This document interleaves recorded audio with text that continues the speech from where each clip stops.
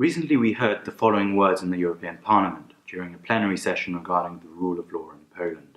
Saturday, Mr. President, there were 60,000 fascists marched in the streets of Warsaw. Neo-Nazis, white supremacists. And I'm not talking about Charlottesville in America, I'm talking about Warsaw, Poland, at 300 kilometers, more or less, of Auschwitz and Birkenau. Well, I have to tell you, I thought that it should never happen in Europe, and that it should never happen also in Poland. I would like to address these words spoken by MEP Guy Verhofstadt, the former Belgian Prime Minister and currently leader of the ADLE group in the European Parliament. Mr. Verhofstadt, you are referring to the Independence Day march that took place on 11th of November. This march has been organised annually since 2010, and yet this is the first time you've deigned to address it. You called the 60,000 people who marched fascists, neo-Nazis and white supremacists. This comment is false, insulting and slanderous. There were 4 reprehensible banners and a handful of people with racist views. These people were rightly firmly condemned by the organisers and members of the Polish government. Selectively judging the intentions of 60,000 people is intellectually dishonest and slanderous. You use the words fascist, neo-Nazis and white supremacists lightly. These words have meanings, none of which can be applied to those who celebrated the 99th anniversary of Polish independence. To misuse these words, these terms, will eventually render them worthless.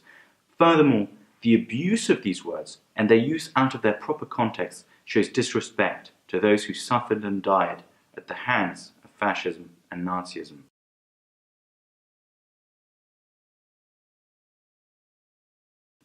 As you are well aware, Poland was occupied by Nazi Germany. 16% of our people were killed, 1.4 million Poles were turned into forced labourers. Our capital city, Warsaw, was flattened, our economy wrecked, our country pillaged and stripped of its wealth. The Independence Day March congregates thousands of people who support a wide range of parties and have a wide range of opinions. They are there to walk down the streets of our capital city in a sea of red and white flags to celebrate that we are free. The elderly were there, war veterans, families, men and women, all sharing the same deep love of our country. You called us fascists and neo-Nazis, yet war veterans who fought the actual Nazis attended. We chanted the slogan, "Honour and glory to our heroes." Those heroes are the brave men and women of the Home Army who resisted German totalitarian rule over our country. Tens of thousands of them gave their lives for Poland. You call us white supremacists, yet this Polish man, Dr. Bawer Ałądło-Aka, is taking you to court over your slanderous comments. He marched with us. We marched because we are proud Poles, proud of our history, of our endurance as a people, of our heritage, and because we are patriots who are happy to live in a free and independent country. We marched peacefully and without incidents.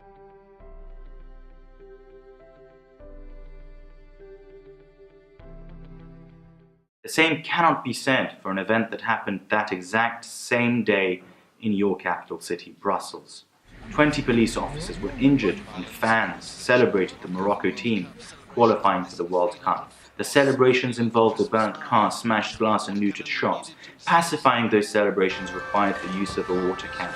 This type of behaviour, by the way, is not that unusual in your capital. These are not the first riots you've had, and the likelihood is they're not your last. Perhaps before teaching others about how to conduct their affairs, you should have your own in order.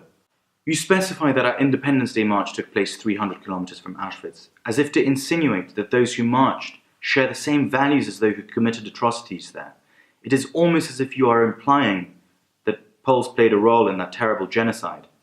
No, Mr. Verhofstadt, we are no Nazis and we are no fascists, and nor were our forefathers. Poland never surrendered to Nazi Germany. It built the largest underground resistance network in occupied Europe that included a designated council to aid Jews, Żegota. And this despite the fact that Poland was the only occupied country where aiding Jews was punished by death and the death of the entire family of that person.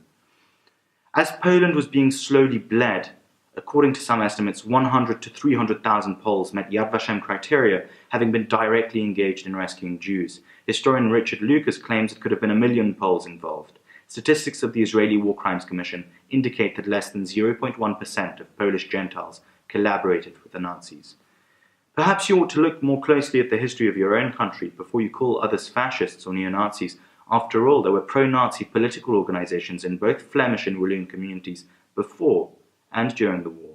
The Belgian administrative system was very pliant and became an instrument of collaboration. Belgium offered up 40,000 volunteers to the infamous Waffen-SS. Just on a final note, you lecture Poland and talk about the rule of law, yet you were the founder of the Spinelli Group, which you named after Altieri Spinelli, a prominent former communist politician. Though Spinelli broke with the Italian Communist Party over Stalin's purges, he ran as an independent candidate from their lists in the '79 elections. Though by then that party was merely Euro-communist or Gramscian in nature, it still relied on Marxist theory. That party, by the way, only definitively broke off with the Soviet Union in '81 after the repression of Solidarność. You are quick to accuse people of fascism, yet you yourself are building upon the legacy of a man who was a communist and remained closely associated to that party to the end of his life, a party whose totalitarian ideology caused not only Poland great suffering, but the whole world.